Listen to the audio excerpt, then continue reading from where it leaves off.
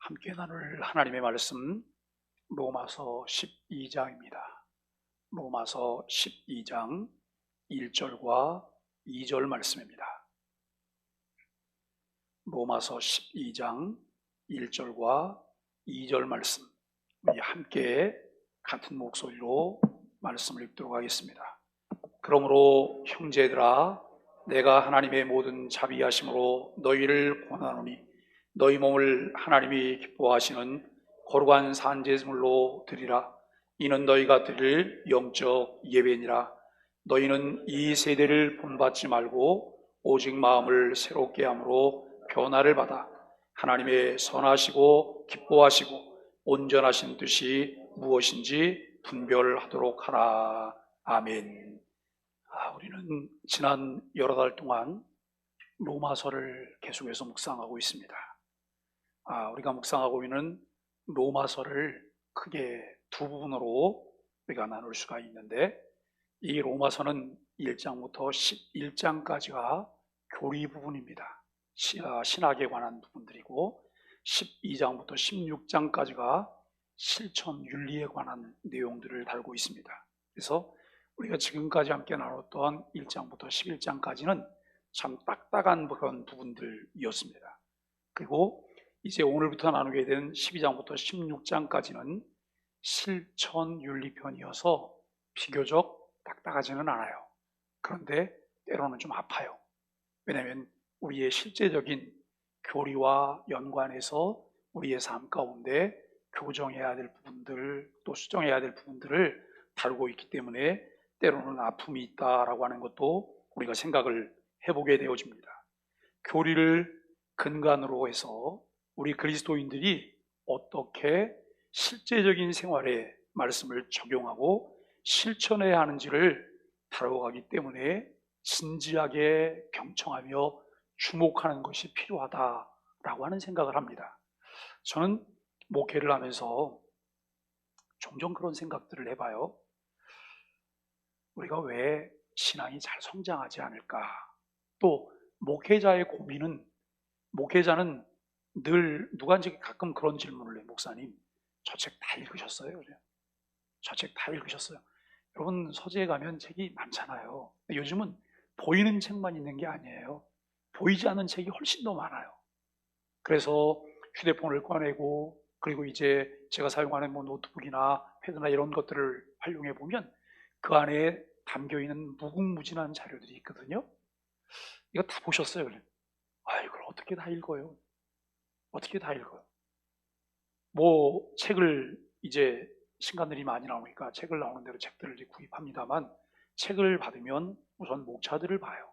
목차들을 보고 또 거기서 봐야 될 것과 그 다음에 나중에 볼 것들을 이제 두고, 제가 어떤 일에 필요할 때 그 책들을 뽑아서 그 부분을 읽게 되는 경우들이 대부분이에요. 그런데 여러분, 서재의 책이 굉장히 많은데 그 책들을 아무리 쌓아놓고 전시를 해놔도 제가 읽지 않으면, 읽어도 또 건성으로 넘어가면 그 책에서 말하고 있는 내용들이 저에겐 아무런 도움이 안 된다는 거예요. 그렇죠? 우리가 여러분 교회를 다니지만 매일 성경을 덮어놓고 있다면 신앙생활은 아무런 발전이 없을 거예요. 우리들이 행위 완전한 자라면 성경을 봐야 될 필요가 뭐가 있겠어요? 그냥 우리들의 의지대로, 내 생각대로 그 생활을 펼쳐가면 되죠. 그런데 그게 아니기 때문에 우리는 하나님 말씀을 들으면서 말씀을 통해 새 힘을 얻기도 하지만 우리들의 어그러지고 잘못된 부분들을 교정하고 고쳐가야 되는 부분들이 우리에게는 많아요. 그 과정을 통해서 우리가 성장하게 되고 성숙하게 되고 변화되는 이런 과정들을 우리는 보게 되어진다라고 하는 것을 생각해요. 그런데 의외로 꽤 많은 사람들이 성경 말씀을 듣기는 하지만 그 내용에 그다지 관심이 없다는 거예요. 여러분, 예배를 드리고 있기는 하지만 예배를 받으실 만한 하나님에게 우리가 눈을 맞추고 있지 않다는 거예요. 제가 이렇게 말씀을 드리면 나는 아닌데 그분은 잘하고 계신 거고요. 대부분 우리가 생각해 보면 하나님의 의도와는 관계없이 그냥 우리는 시간을 지나가고 있는 건 아닐까?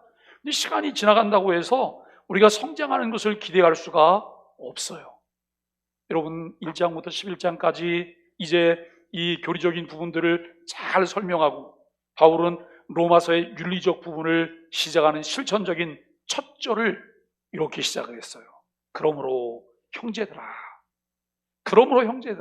내가 하나님의 모든 자비하심으로 너희를 권하노니 너희 몸을 하나님이 기뻐하시는 거룩한 산제물로 드리라. 이는 너희가 드릴 영적 예배니라 라고 말씀을 합니다. 여러분, 예배에 대한 권면으로 이 실천편을 시작을 해요. 예배에 대한 권면으로 예수 그리스도 안에 주어진 복음의 핵심 진리, 우리를 구원하시는 계획을 실현시켜 가시는 하나님의 역사, 여러분, 이 하나님의 역사를 바울은 지금까지 잘 설명을 해왔습니다. 바울은 하나님의 구원 진리를 신학적으로 설명해 가던 끝에 사람이 더 이상 이해할 수도 설명할 수도 없는 그 신비의 무한함을 그가 만나게 돼요. 신비의 무한함을 그가 만나게 되고 하나님의 신비 앞에 설명과 표현할 수 없는 깊이와 넓이가 있다고 하는 것을 깨닫게 되는 순간 그는 모든 것을 덮어요. 그리고 그를 통해서 나타나는 것이 무엇일까요? 하나님의 위대하심을 찬양하고 경배하는 것으로 그가 여러분 이제 지내가고 있는 내용들을 우리는 보게 되어집니다. 하나님과 여러분 그가 하시는 일은 우리의 지적 탐구의 대상이 아니라 우리의 존재 전체를 드리는 경배와 찬양의 대상이라고 하는 것을 우리는 생각하게 되어집니다. 그래서 오늘 본문 직전 문장, 즉 이 로마서의 신학적 교리적 이 부분의 끝에 여러분 내용들의 그 문장을 우리가 살펴봤던 내용들을 보면 이런 문장으로 문장이 끝났어요. 깊도다. 하나님의 지혜와 지식의 풍성함이요 그의 판단은 헤아리지 못할 것이며 그의 길은 찾지 못할 것이로다. 누가 주의 마음을 알았느냐? 누가 그의 모사가 되었느냐? 누가 주께 먼저 드려서 갚으심을 받겠느냐? 이는 만물이 주에게서 나오고 주로 말미암고 주에게로 돌아감이라. 그에게 영광이 세세 있을지어다. 아멘. 이 내용으로 11장이 마쳐졌어요. 바울의 자연스러운 반응이 오늘 본문에 기록이 되어 있는데 여러분 1절 말씀이지요. 그러므로 형제들아 내가 하나님의 모든 자비하심으로 너희를 권하노니.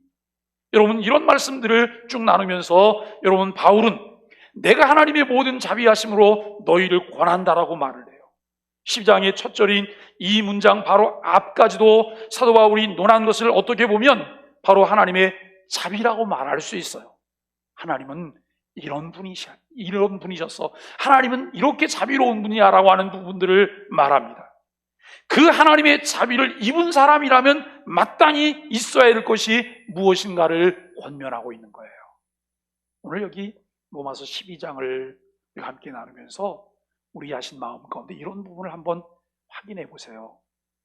나는 내가 하나님을 선택했을까? 내가 예배를 선택했을까? 아니면 하나님께서 나를 불러주셨을까? 하나님이 나를 초대해 주셨을까? 또 하나님이 내게 명령하셨을까? 이 부분에 대한 규정이 분명해져야 돼요. 왜냐하면 그 내용들이 1장부터 11장까지 내용 속에 다 포함되어 있기 때문에 그래요. 우리는 내가 선택했고 나에 의해서 결정되는 것이라면 나에 의해서 언제든지 우리는 안 할 수도 있고 빠질 수도 있고 변경할 수도 있다는 거예요. 그런데 나에 의한 것이 아니라 하나님에 의해서 결정되어진 것이고 하나님의 초대에 내가 부름받아서 온 것이라면 우리는 그분의 초대에 맞춰서 우리가 무엇을 해야 된다는 거예요. 이것은 굉장히 중요해요. 많은 사람들이 교회 생활을 하면서 여러분 쉽게 놓쳐버리는 부분이 이 부분이에요. 나에 의해서 내가 무엇을 할 수 있다고 자꾸 생각을 하고 있는 부분들을 우리는 보게 돼요. 여러분 그렇다면 하나님의 자비하심이 무엇이었을까? 이 부분을 우리가 함께 생각해봐요.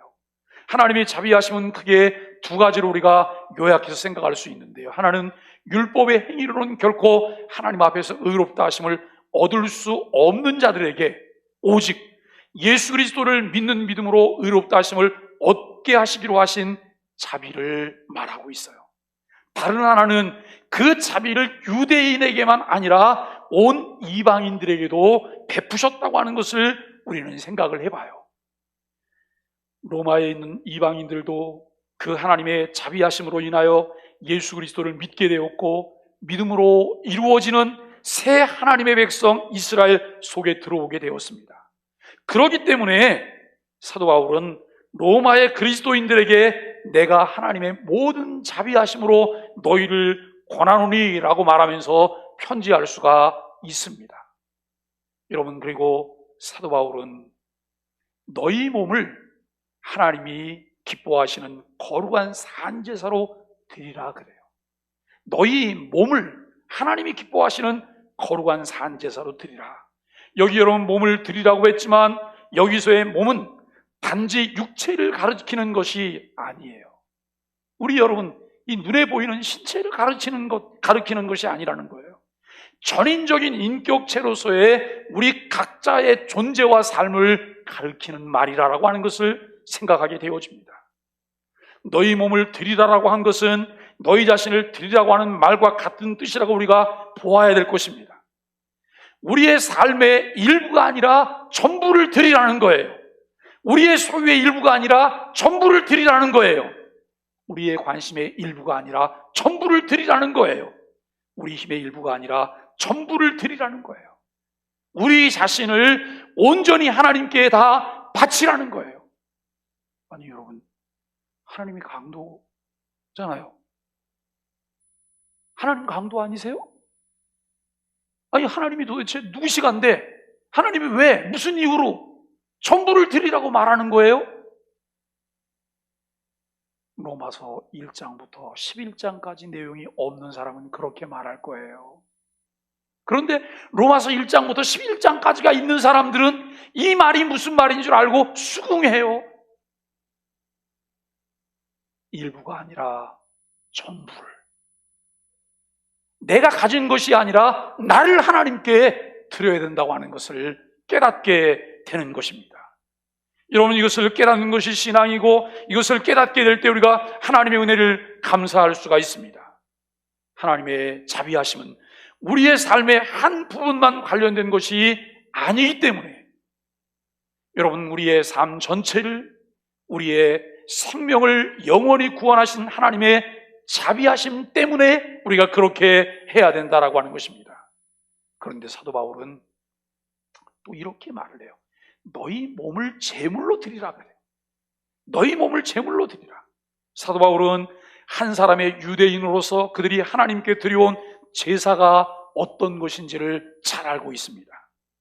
제사는 산 짐승을 죽여서 제물로 바치는 의식인데, 산 짐승, 깨끗한 짐승, 흠없는 짐승, 여러분, 이 짐승이 말없이 피를 흘리고 죽는 그런 제사입니다.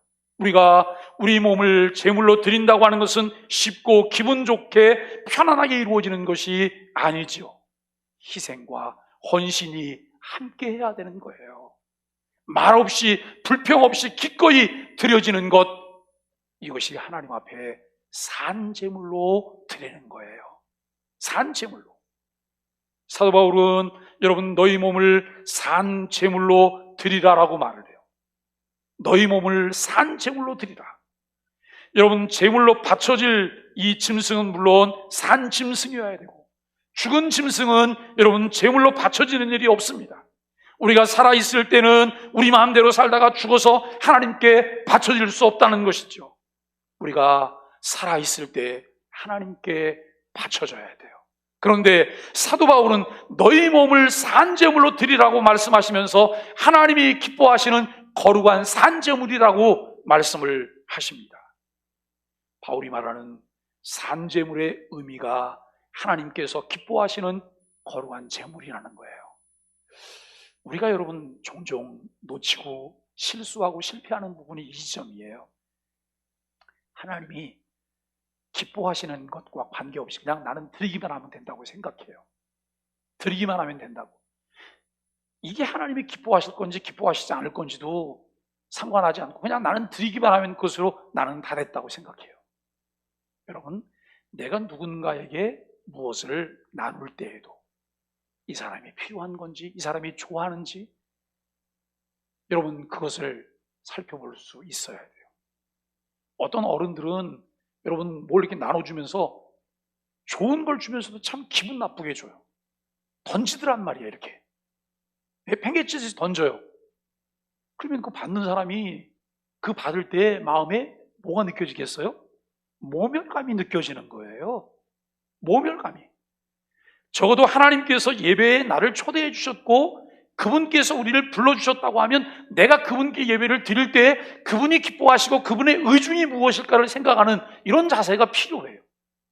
그저 구색 맞춰서 예배를 드리는 것이 아니라 예배를 드림에 있어서 어떻게 하면 우리가 드리는 예배가 최상의 예배일까?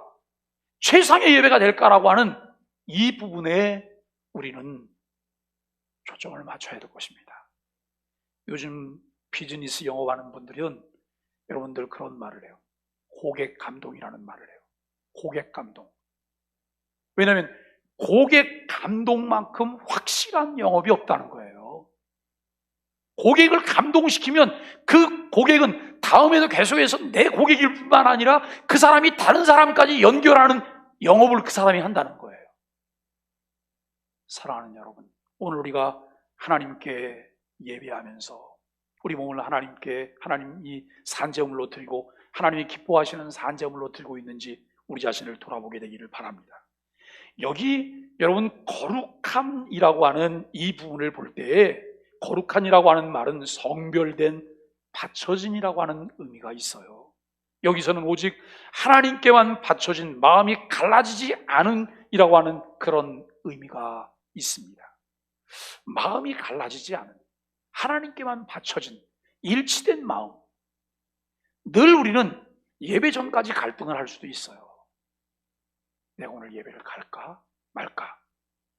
몇 시에 갈까? 옷은 뭘 입고 가지? 그리고 헌금은 어떻게 할까? 예배 전까지는 계속 갈등할 수가 있어요.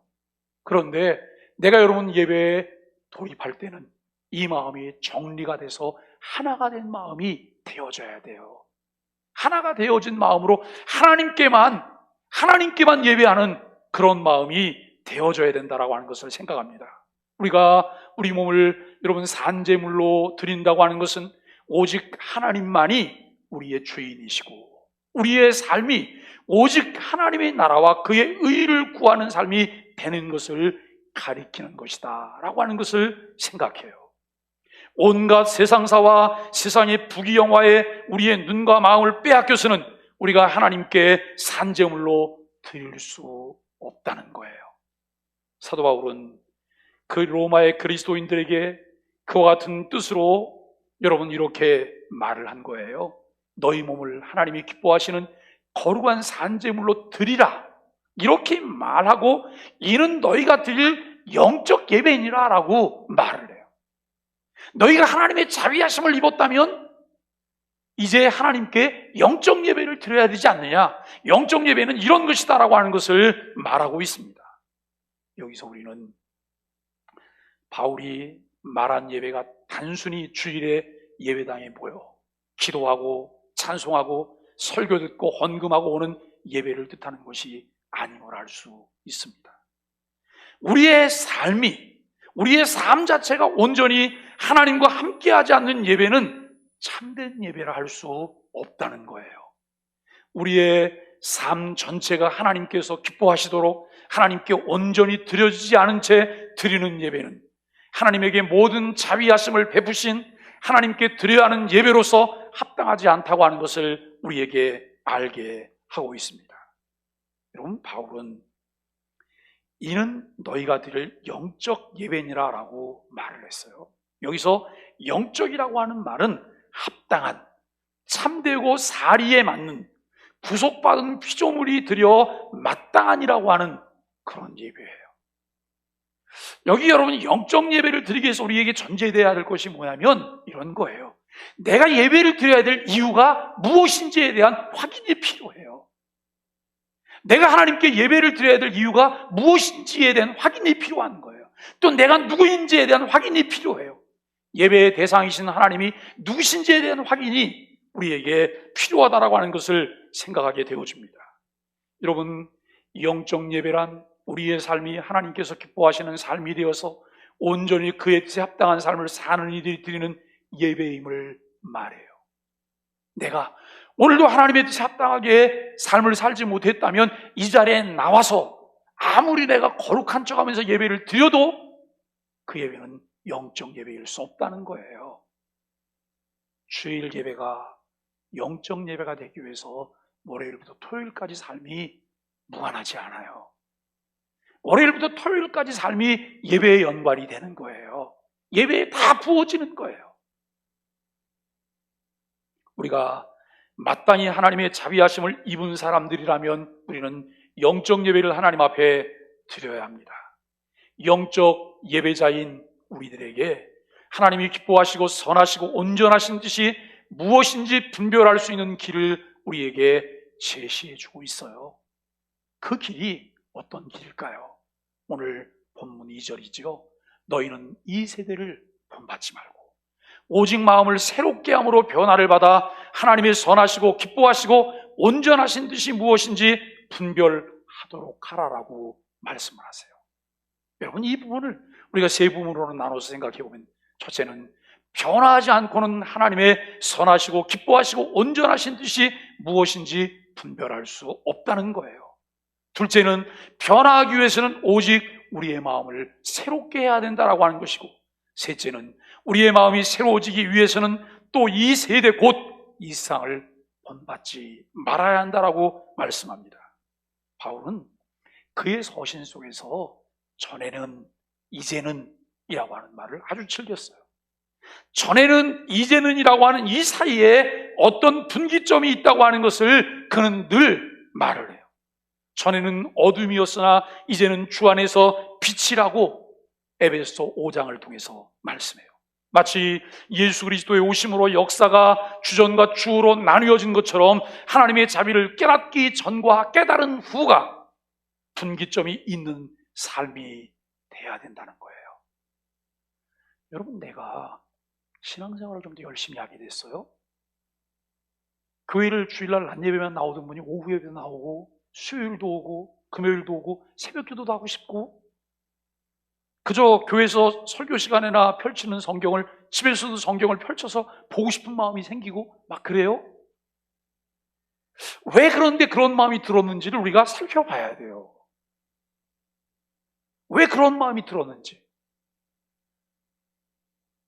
예수 그리스도가 나의 구주이심이 믿어졌기 때문에, 구원의 하나님의 은혜가 내게 임했기 때문에, 여러분, 그 은혜와 성령의 도우심 속에서 내가 성령의 이끌심에 여러분 끌려가고 있다고 하는 이런 것인지, 이것을 우리가 봐야 돼요. 그게 아니면 내 감정이나 기분이라면 우리가 다 같이 한번 따라 해주세요. 아무도 믿지 않는 것이 인간의 감정입니다. 아무도 믿지 않는 것이 인간의 감정이에요. 언제 어떻게 바뀔지 몰라요. 우리가 하나님께서 베풀어 주신 구원의 은혜에 의해서 내가 여러분 어떤 분기점이 내게 이루어지고 있다면 그 분기점 때문에 우리는 변하여 새 사람의 길을 가게 되어진 것이라고 하는 것을 생각합니다. 왜 우리에게 하나님의 선하시고 기뻐하시고 온전하신 뜻이 무엇인지 분별하라고 요구하고 있을까요? 우리가 하나님의 자비하심으로 예수 그리스도를 주로 믿고 하나님의 자녀요, 하나님의 백성이 된 사람들이기 때문에 그렇다는 것입니다. 그러므로 이제는 하나님의 나라 세계관과 가치관을 갖고 살아가야 될 사람들이라고 우리에게 말을 해요. 그렇기 때문에 우리에게 새로워짐을 요구하고 있어요. 여러분, 내가 지금까지 내 삶의 환경과 그리고 여러분 교육을 통해서 내가 가지고 있었던 어떤 세계관이나 가치관이 세상적인 세계관과 가치관들이잖아요. 그런데 하나님 나라 백성이 됐더니 하나님 나라의 세계관이 달라요. 하나님 나라에 다른 가치관이 있어요. 그 세계관과 가치관이 나를 사로잡고 있기 때문에 여러분 그것을 따라서 내가 살아야 되기 때문에 우리가 새로워져야 한다라고 하는 것을 깨닫게 되어집니다. 하나님의 뜻을 분별하기 위해 우리는 새 사람이 되어야 합니다. 우리가 새 사람으로 새로워지려면 이 세대 곧 이 세상을 본받지 말아야 한다고 하는 사도 바울의 말에 귀를 기울여야 합니다. 교회가 설교를 덜 재미있게 하면 얼마나 좋을까요? 아주 유머스럽게 재미있게 그냥 까르르 웃다가 설교가 끝날 수 있으면 아마 좋은 분도 한 분도 안 계실 거예요. 그렇죠? 그런데 그렇게 할 수가 없어요. 왜냐하면 유머 속의 진리를 다 담아낼 수가 없기 때문에. 우리가 여러분 교회가 어떤 일을 진행할 때, 교회는 어떤 일을 진행하는데 즉흥적으로 어떤 일을 하지 않아요. 코로나 상황을 맞이해서도 어떻게 하면 교회가 지속 가능한 것들을 찾아낼까에 대한 고민을 해요. 또 우리들에게 어떤 영적인 유익을 줄 수 있는 것이 무엇일까를 생각해요. 많은 생각들을 하면서 이런저런 것들을 시도해요. 우리 교육자들 간에 이런 얘기가 있었어요. 우리 교우들이 아침 묵상을 잘 볼까? 아침 묵상을 보면 끝까지 볼까? 신경 써서 볼까? 그래서 제안된 게 뭐냐면 간간히 퀴즈를 한 번씩 내봅시다. 간간히. 그래서 지난 주간에 퀴즈를 하나 한번 냈어요. 근데 이 퀴즈는 우리 교인만을 위한 퀴즈는 아니에요. 제 묵상을 보는 밖에 있는 사람들도 대상이 돼요. 퀴즈를 보고 우리 교육자들이나 제게 답을 보내주시면 여러분 소정의 상품을 드립니다. 소정의 상품은 그걸 보고 여러분 그 답을 보내온 사람만 받는 거잖아요. 그런데 제가 그걸 보면서 또 느끼는 게 뭐냐면 역시 틀고 이거 접속하고 들어오기는 하지만 끝까지 신경 써서 보는 분들은 많지 않을 수도 있겠다. 그런데 중요한 것은 이거예요. 우리에게 주어지는 짧은 메시지지만 그 메시지들을 늘 관심을 갖고 메시지를 따라가다 보면 나도 모르게 여기에 근육도 생기고 그리고 여러분 내 키도 성장해 있고 신체도 더 건강해져 있는 이런 부분을 우리가 보게 된다는 거예요. 왜요? 끊임없이 영양분을 섭취하고 있기 때문에. 그러나 그것을 소홀하게 여기고 그것을 놓쳐버리고 그것을 섭취하지 않으면 우리는 그 부분에 내가 누려야 될 영양분을 누릴 수가 없다는 거예요. 사랑하는 여러분, 신앙생활하면서 우리는 늘 우리 자신들이 세워지기 위해서 사도 바울이 우리에게 들려주고 있는 말씀에 귀를 기울여야 되는 것처럼 신앙생활 잘하기 위해서 내가 어떻게 해야 될까를 생각해 보아야 합니다. 여러분, 성경은 우리의 시민권이 하늘에 있다라고 말을 해요. 우리의 시민권이 하늘에 있기 때문에 이 세상에서는 거류민과 나그네 같은 사람들일 뿐이라고 우리에게 말씀하고 있습니다. 하늘나라의 시민이 되었기 때문에 이제 우리에게 필요한 것이 무엇일까요? 격이 좀 달라져야 되고 결이 다른 사람의 삶을 살아내야 된다라고 하는 거예요. 여러분, 명목상 무늬만 하나님 나라 백성이라면 우리는 하나님의 가르침을 따를 필요가 없어요. 왜냐하면 그것은 고역이기 때문에, 무거운 짐이기 때문에 그것을 할 필요가 없는 거예요. 그러나 하나님의 자비하심을 입고 그 구원의 은총 속에 살고 있다면 그분의 음성을 듣고 가르침에 귀를 기울이는 것은 우리에게 즐거움이라고 하는 것을 생각하게 되어집니다. 하나님의 모든 자비하심을 입은 사람이기 때문에 마땅히 우리 몸을 하나님이 기뻐하시는 거룩한 산제물로 드려야 합니다. 영적 예배를 드리기 위하여 이 세대를 본받지 말고 우리의 마음을 새롭게 함으로 변화를 받아야 한다라고 하는 것입니다. 왜냐하면 그것이 마땅한 도리이기 때문에 우리가 여러분 이 세대와 이 세상의 가르침과 유혹을 따르지 않고 하나님께로 우리의 마음을 향하고 우리의 눈을 고정시키고 있는지 우리 자신들을 돌아보아야 할 것입니다. 사람들의 생각이 아니라 하나님 말씀에 우리의 귀를 기울인다면 하나님께서 우리에게 새 마음을 주시고 영의 눈을 뜨게 하실 뿐만 아니라 영의 귀를 열어주실 것입니다. 그렇게 할 때 우리는 하나님의 선하시고 기뻐하시고 온전하신 뜻이 무엇인지 분별해 낼 수 있습니다. 그때 비로소 우리의 몸을 하나님이 기뻐하시는 거룩한 산제물로 드릴 수 있게 될 뿐만 아니라 영적 예배를 드리는 하나님의 백성이 된다는 것이죠. 하나님께서 우리의 베푸신 모든 자비하심에 대한 우리의 응답은 영적 예배입니다. 여러분, 영적 예배는 단순히 예배당에 모여 행하는 의식이 아니라 하나님께서 기뻐하시는 우리의 일상적인 삶이 함께하는 예배임을 다시 한번 확인해 봅니다. 그렇다고 해서 우리가 정기적으로 모여 드리는 예배 행위와 그 의식은 하나님의 자비하심에 대한 응답과 상관이 없을까요? 예배는 참 중요합니다. 다만 예배가 영적인 예배가 되어야 합니다. 즉 예배자의 삶이 하나님께서 기뻐하시는 삶이 되어야 그 예배를 또한 하나님께서 기뻐 받으신다라고 하는 것을 우리가 생각하게 되어집니다. 우리에게 요구되는 중요한 것은 삶이 있는 예배가 있는 삶이에요. 삶에 성공한 예배에 성공한 예배자가 나가서 삶을 성공할 수 있다는 거예요. 주일날 모여서 예배하고 열광하면서 예배를 드렸어요. 나가서는 똑같이 거짓말을 해야 되고 다른 사람을 속여야 되고 이렇게 한다고 한다면 도대체 여러분, 그가 하나님 앞에 드렸던 예배는 쇼였나요? 쇼였나요? 우리가 정말 고민스럽게 생각을 해봐야 돼요. 내가 그렇게 많은 예배를 드리는데도 왜 내 사고가, 내 언어가, 그리고 여러분 내 삶 자체가, 관계가 변화되지 않을까? 이것 도대체 뭐가 거짓말일까? 뭐가 가짜일까? 이 고민을 우리가 안 해볼 수가 없다는 거예요. 세상에 약삭 빠른만을 우리가 따라가면서 산다면 세상 사람들이 불법과 편법을 통해서 자기의 이익을 도모하고 있는데 그리스도인도 똑같이 거기에 편승한다고 한다면 하나님 나라 질서는 도대체 어디에 있는 것일까요? 세상에서는 눈만 속이면 돼요. 눈만 속이면 돼요. 양심은 다 묻어버리고 눈만 속이면 돼요. 눈 얼굴 똑바로 뜨면서 속에서는 다 거짓말이면서 나 거짓말 아니라고 이런 눈만 속이면 돼요. 속아 넘어가니까. 그런데 하나님의 나라는 절대 그런 나라가 아니잖아요.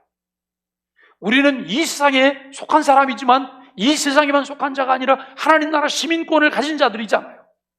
그렇다고 한다면 우리가 오늘도 하나님 나라 질서와 여러분 그 나라 가치관을 따라서 그 나라 정서를 따라 살기 위해서 하나님 앞에 기도하며 나아가는 이런 노력들이 우리에게 있어야 한다라고 하는 것이죠.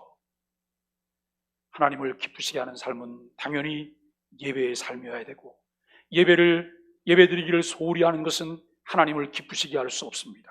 예배는 하나님의 모든 자비하심에 대한 우리의 1차적 응답이며 자연스러운 반응이라고 생각합니다. 여러분, 예배는 우리 삶의 시작이고 기초이어야 하며 또한 우리 삶의 궁극적인 목적이어야 합니다. 예배가 하나님께 영광을 돌리는 가장 크고 중요한 행위인 것을 우리는 압니다. 우리가 기울일 수 있는 최대의 주의와 정성을 다하여 예배에 임해야 한다는 거예요. 예배를 드리되 그냥 예배를 드리는 최상의 예배를 드리기 위한 노력들을 해야 돼요. 어떤 분이 예배 시간에 헐레벌떡 그래서 예배 시간 턱걸이를 해갖고 들어오셨어요. 그래서 누군가 장로님이 이렇게 얘기를 했어요. 집사님, 조금 여유 있게 오시면 좋을 것 같아요. 숨차게 오셔서 예배를 드리면 하나님도 숨차실 것 같아요. 그랬더니 이분이 화를 확 내시는 거예요. 내가 지금 얼마나 바쁜데 시간을 내갖고 왔는데. 여러분, 이 말을 한번 잘 생각해 보세요. 하나님께 드려야 되는 예배 시간조차도 내가 구별할 수 없다면 그 하나님은 나에게 어떤 존재일까요?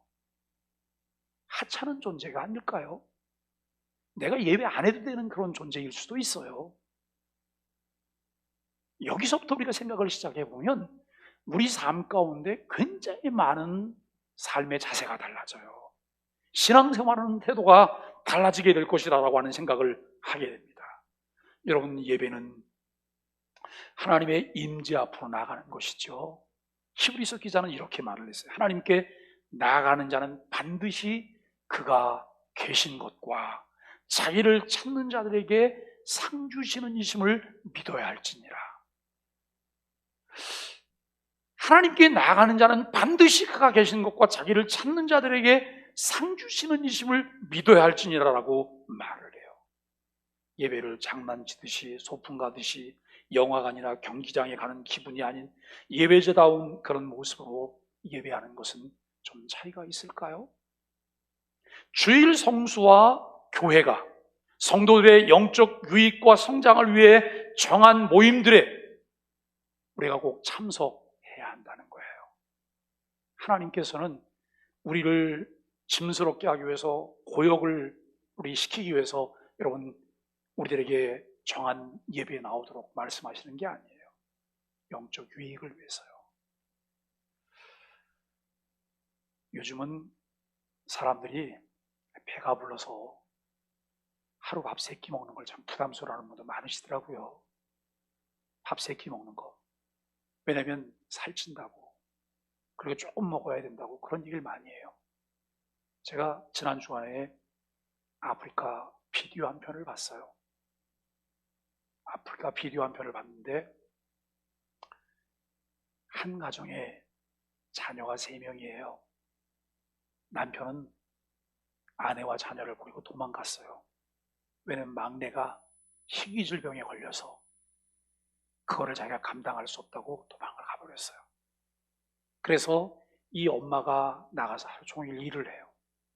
일을 하고 자녀들에게 이제 자녀를 맡겼어요. 근데 그 막내는 엄마가 보살펴도 안 될 만큼 중증인 아이인 거예요.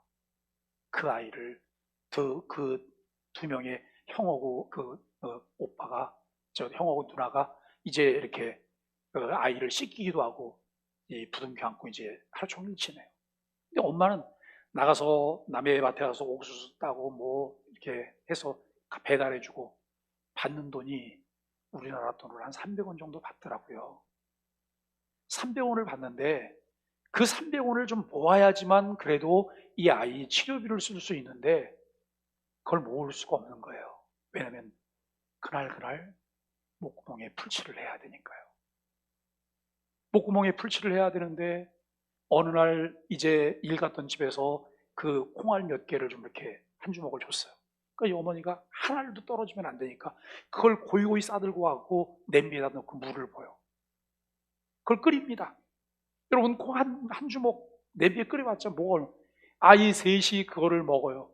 그런데 이 아이들이 그걸 먹으면서 콩알 하나도 안 남았는데 거기 손으로 또 문질러 갖고 이걸 또 이러고 먹는 거예요. 그걸 먹는 순간 마음 가운데 너무 고통도 있고 삶에 대한 부끄러움이 생기는 거예요. 삶에 대한 부끄러움이. 야, 우리 하루 삼시세끼 먹을 수 있다고, 우리가 언제적부터 이렇게 삼시세끼를 먹게 됐다고. 우리나라 여러분 보릿고개가 있었던 거 기억하시죠? 연세가 드신 분들은. 옛날에 여러분 밥 3끼, 하루에 3끼 먹는 건 줄 몰랐다고 말하는 분들도 꽤 계시더라고요. 한 끼나 2끼, 많이 먹으면 2끼 먹고 한 끼 먹고 없을 때는 그것도 굶어야 되는 그런 시절이 우리에게 있었어요. 그런 시절이. 여러분 오늘 우리가 신앙생활하면서 우리는 정말 하나님 앞에 어떤 마음의 자세일까? 하나님께서는 우리의 영적인 성장을 위해서 우리에게 정한 시간들을 주시고 그 시간들을 통해서 영적 유익을 얻게 하시죠.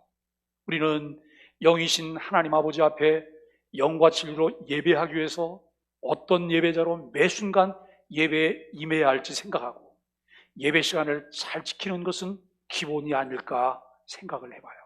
제가 조심스럽게 이 말씀을 좀 드려볼게요. 복장을 단정하게 해야 돼요. 복장을. 예배가 예식인데요. 이 예식의 격식에 맞는 복장일까에 대한 고민들을 해보셔야 돼요. 이 고민들을. 제가 아프리카에서 예배에 참석을 했던 적이 있어요. 그분들은 늘 삶이 고단하니까 아주 지저분하게 일을 하시잖아요. 제가 궁금했어요. 이분들이 주일날 예배 나올 때는 어떤 모습으로 나올까? 너무 깜짝 놀랐어요. 다 예배에 나오는 모든 인원이 다 하얀 옷을 입고 나오세요. 그것도 하얀 옷을 세탁해서 여러분 어떻게 다렸는지 빳빳하게 그것을 다려가지고 온갖 멋을 내고 나오셨어요. 이분들이 다 걸어오는데 보니까 옷과 이만 하얀색이고 나머지는 다 까만색이잖아요. 그리고 와서 그렇게 열정적으로 예배하는 모습을 봐요. 참 그 모습을 볼 때도 부끄럽더라고요. 우리가 정말 하나님께 예배하면서 나는 최상의 예배를 드릴까? 최상의 예배를 드릴까? 이런 생각들. 제가 어제 오늘 설교 준비하다가 우리 교육자들하고는 그런 얘기를 해봤어요. 우리가 어디 면접 갈 때는 복장을 어떻게 할까? 면접 갈 때 복장 잘 입을까? 아니라는 거예요. 제가 이렇게 말씀을 드리면 오늘 다음 시간부터 다 넥타이 메고 그렇게 오시지 마세요. 근데 여러분, 적어도 순서를 맡아서 앞에 나오시는 분들은 조금 복장을 좀 신경 써보시면 어떠실까? 이 부분들은 좀 유념하셔서 좀 우리가 함께 하시면 좋을 것 같다는 생각을 하게 됩니다. 우리가 하나님께 예배를 드림에 방해가 될 만한 무엇은 없을까? 이것을 사전에 살피고 충분히 우리가 준비해야 돼요. 그 예배만 오면 좀 고단해. 저도 늘 좀 이 수면 시간이 짧기 때문에 앉으면 좀 잠이 잘 오는 편이에요. 우리 교육자들이 저한테 목사님 진짜 잠이 없다 그래요. 잠이 없는 게 아니고 잠을 쪼개는 거잖아요.